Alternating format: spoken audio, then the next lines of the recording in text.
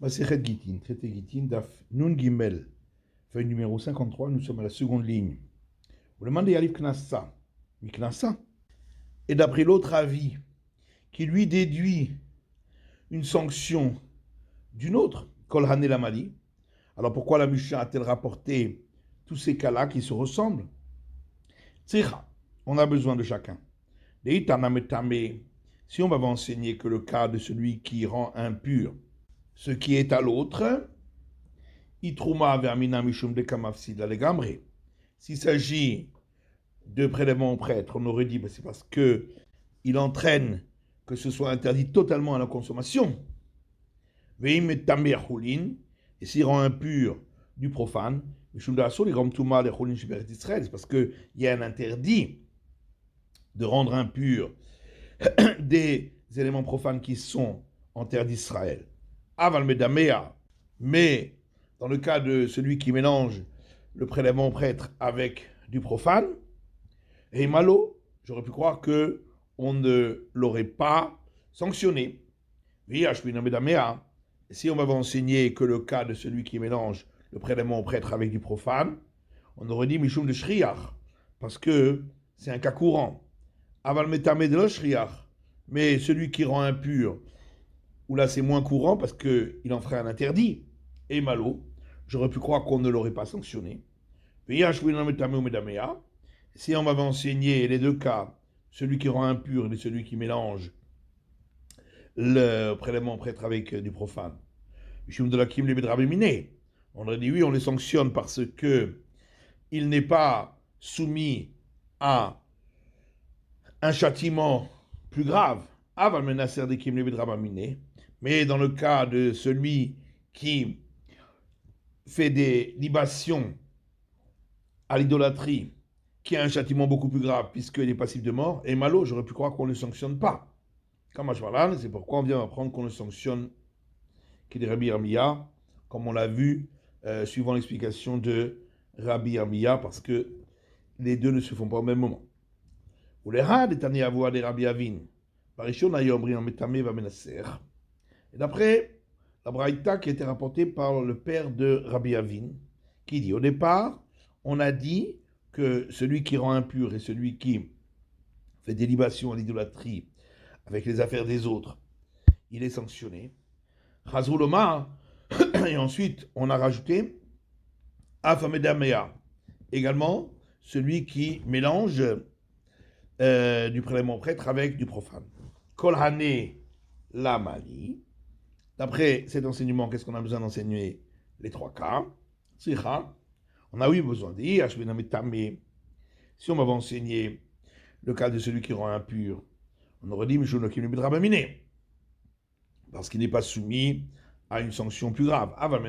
Mais dans le cas de celui qui fait des libations à l'idolâtrie, où il est soumis à une sanction beaucoup plus grave, et malo, on aurait pu croire qu'on n'allait pas le sanctionner. Si on m'avait enseigné celui qui a fait des libations à l'idolâtrie, on aurait dit parce qu'il rend le vin totalement interdit d'en tirer profit. Donc il le détruit totalement. Mais celui qui rend impur, de la mafside de gambré, où il n'interdit pas totalement d'en tirer profit, et malo, j'aurais pu croire qu'on ne l'aurait pas sanctionné. Si on m'avait mentionné ces deux cas-là, on aurait dit on l'a sanctionné parce qu'il y a une grande perte. Mais dans le cas de celui qui mélange du prélèvement, parce que d'après lui, un dommage qui n'est pas visible s'appelle un dommage. Mais alors pourquoi dans la Mishnah on a dit que s'il l'a fait involontairement, il est dispensé? C'est afin qu'il l'informe de ce qu'il a fait, parce que sinon il ne voudra pas l'informer et l'autre enfreindra un interdit. Mais alors dans ce cas-là, même s'il l'a fait volontairement, on aurait dû dire aussi la même chose. Alors la Gemara dit non, dans le cas où il l'a fait volontairement, où il a voulu lui causer un dommage, bien sûr qu'il ne va de toute façon pas l'informer. Alors que Rabbi Yochanan lui dit, d'après la Torah, qu'il l'ait fait involontairement ou volontairement, il est dispensé de payer. Maïtama, pourquoi? Parce que un dommage qui n'est pas visible ne s'appelle pas un dommage. Pourquoi alors on a dit dans la Mishnah que s'il l'a fait volontairement, il doit rembourser? C'est une sanction qu'on lui a fait, sanction d'ordre rabbinique,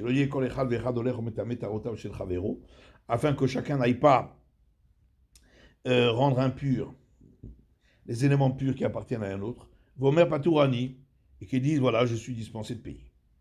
Tnan, on rapporte une Mishnah qui dit Akohanim chez Piglou Bemigdash, des prêtres qui, lorsqu'ils ont opéré le service sacrificiel, ont eu une pensée qui a rendu les sacrifices impropres, en pensant les manger ou les offrir sur l'autel après le temps imparti.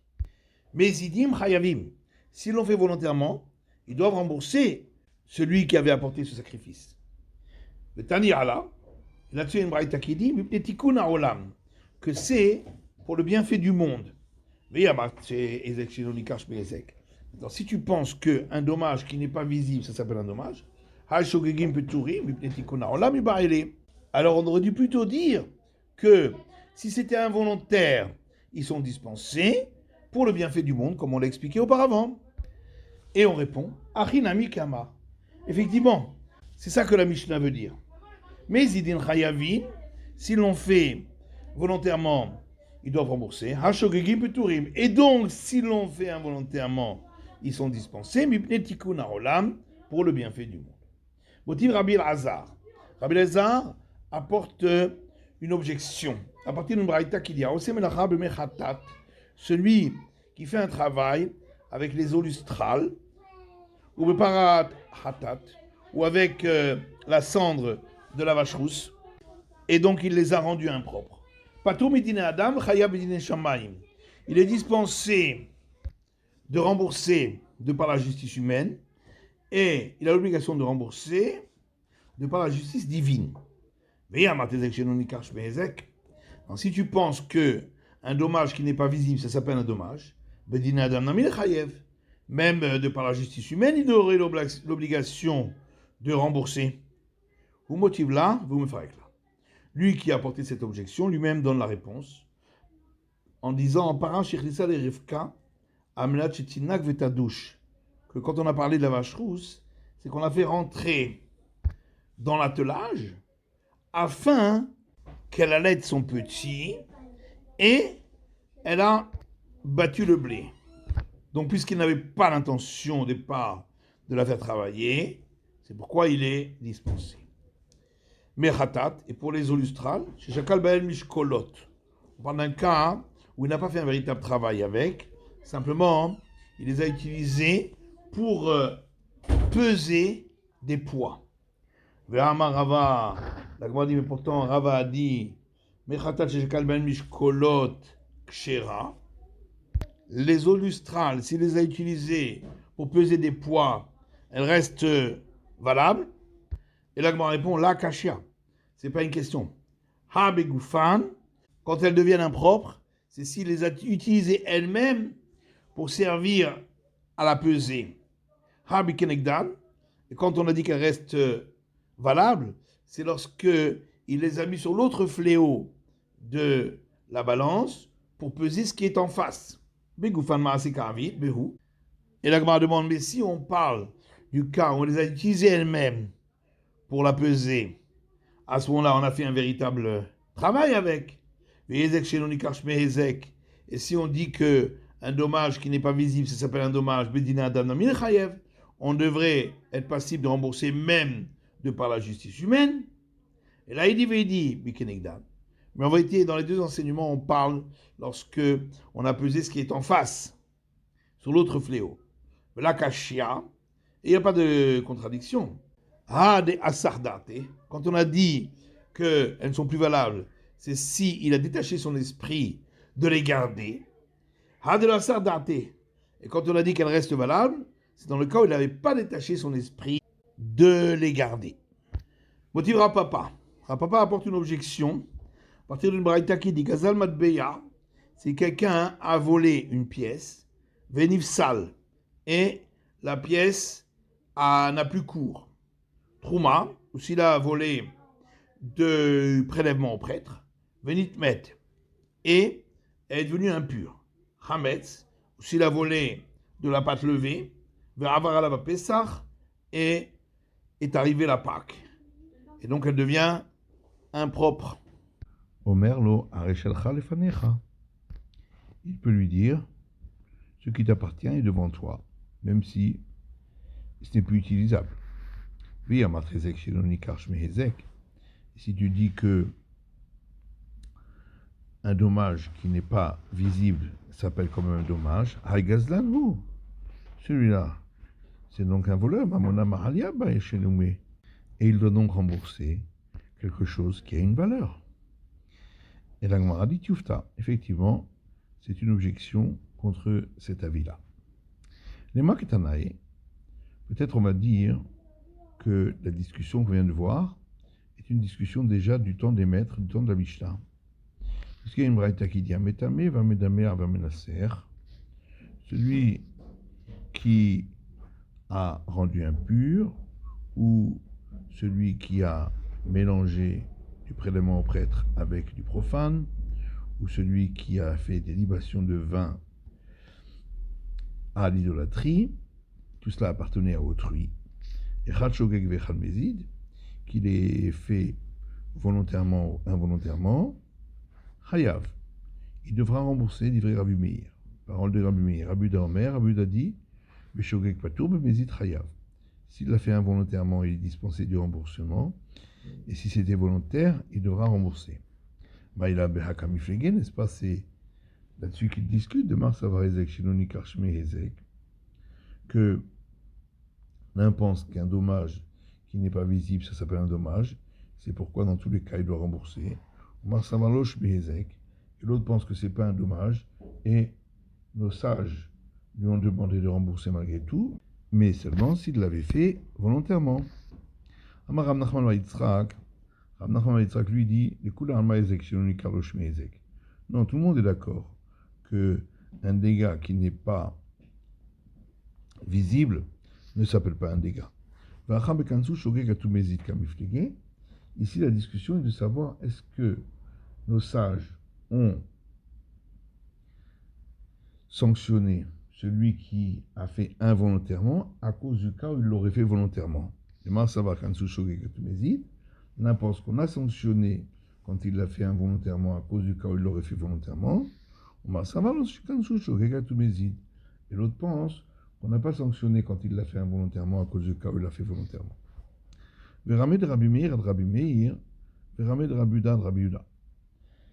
Et on peut opposer à Rabbi Meir un autre enseignement de Rabbi Meir et à Rabbi Yehuda un autre enseignement de Rabbi Yehuda. Et Tania, puisqu'il y a une braïta qui dit Mevachel Beshabbat, celui qui cuit pendant Shabbat, Beshogeg Yochal, s'il l'avait fait involontairement, il pourra en manger, mais Mezid lo Yochal, si c'était volontaire, il ne pourra pas en manger. Il dit Rabbi Meir. Ça c'est Rabbi Meir.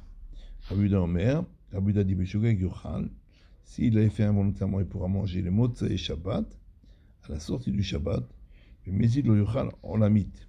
S'il l'avait fait volontairement, il ne pourra plus en manger à tout jamais. Rabbi Yochanan Sandar Omer, Rabbi Yochanan Sandar lui dit Beshogeg Yochal les Motzei Shabbat. S'il l'avait fait involontairement, on pourra en manger à la sortie du Shabbat, l'Acherim, d'autres Velolo, mais pas lui. Mais Mezid, s'il l'avait fait volontairement, Lo Yochal Olamit, Lolo, Velo l'Acherim. Personne ne pourra plus jamais en manger, ni lui, ni d'autres. Cher de Rabbi Meir et Rabbi Meir, il y a donc une opposition entre deux enseignements de Rabbi Meir, puisque concernant le dégât qui n'est pas visible, Rabbi Meir a sanctionné l'involontaire à cause du volontaire, alors qu'il ne l'a pas fait concernant celui qui a cuit le Shabbat. Kashia de Rabuda, et il y a également une opposition entre deux enseignements de Rabbi Yehuda, puisque chez nous, Rabbi Yehuda n'a pas sanctionné celui qui a fait involontairement à cause de celui qui a fait volontairement, alors que concernant celui qui a cuit le Shabbat, il a eu sanctionné.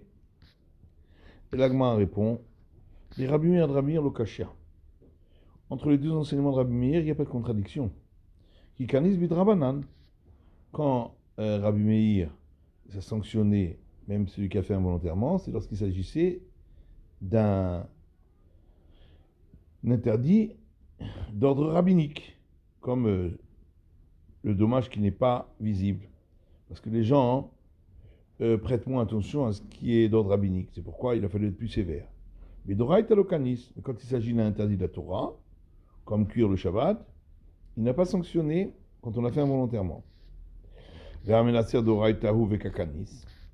Mais pourtant, il y a le cas où il a fait une libation à l'idolâtrie, qui était un interdit de la Torah, et on voit qu'il a sanctionné. La Gemara répond Mishum Tchumra d'Avodat Kochavim Kanasli. C'est à cause de la sévérité de l'interdit de l'idolâtrie qu'il a fait cette sanction. Rabuda Lokasha. Concernant les deux enseignements de Rabuda non plus, il n'y a pas de contradiction. Kilokanis bidrabanan.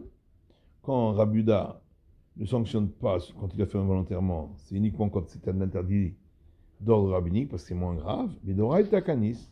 Mais quand c'est un interdit de la Torah, il a dit qu'on sanctionne. Va menacer d'oraïta velokanis. L'Agma dit, mais pourtant, quand il a fait une libation à l'idolâtrie, c'est donc un interdit de la Torah, et il n'a pas sanctionné. C'est parce que, étant donné que l'interdit d'idolâtrie est très grave, les gens s'en écartent de par eux-mêmes, c'est pourquoi il n'y a pas besoin de sanctionner. Et la Gemara oppose deux enseignements de Rabbi Meir concernant l'interdit de la Torah. Tanya, puisque il y a une braïta qui dit Anoter Arbe Shabbat, Beshogeg et Kayem, Bemezid Ya'aker. Celui qui a planté pendant Shabbat, si c'était involontaire, pourra le garder. Si c'est volontaire, il devra déraciner.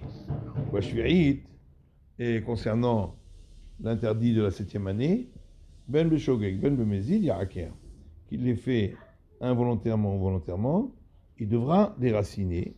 Divrei Rabbi Meir, parole de Rabbi Meir. Rabbi Omer, Rabbi dit, Bishvi'it, si c'était concernant l'interdit de la 7e année, Beshogeg et Kayem Bemezid Ya'aker, lorsqu'il avait fait involontairement, il pourra le garder, mais s'il avait fait volontairement, il devra déraciner, ou Beshabbat, et pour Shabbat, Ben Beshogeg, Ben Bemezid Ya'aker.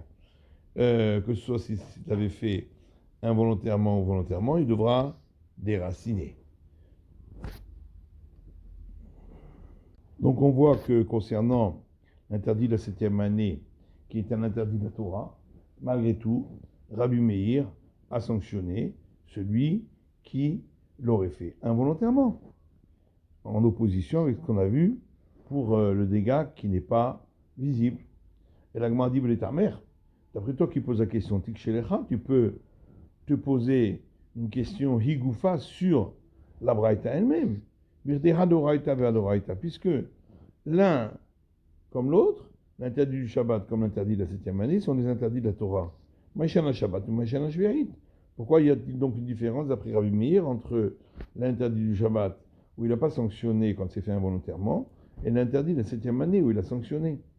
Et la Hatam qui est Katani Ta'ama, seulement là-bas, hein, la réponse c'est comme l'explication elle-même était donnée dans la Braïta, ma Rabbi Meir. Rabbi Meir dit, pourquoi est-ce que je dis que, concernant Shabbat, si c'était involontaire, il gardera, si c'était volontaire, il déracinera, et concernant la 7e année, que ce soit si ça avait été involontaire ou volontaire, il devra déraciner. Mais chez Israël, monim l'ishvi'it, parce que les enfants d'Israël comptent les années des plantations pour l'interdit des 3 premières années et de racheter la production de la 4e année en fonction de si c'était par exemple la 7e année qui était le moment de la plantation. Et donc, tout le monde peut voir que la plantation a eu lieu la 7e année, et comme c'est visible de tous, on a été plus sévère. Ve'en moni le Shabbatot. Par contre, on ne compte rien du tout à ce sujet-là à partir des jours du Shabbat. Donc, ce n'est pas des choses qui se sauront. C'est pourquoi on a été moins sévère. C'est la fin de l'étude du DAF Nun Gimel de la feuille numéro 53.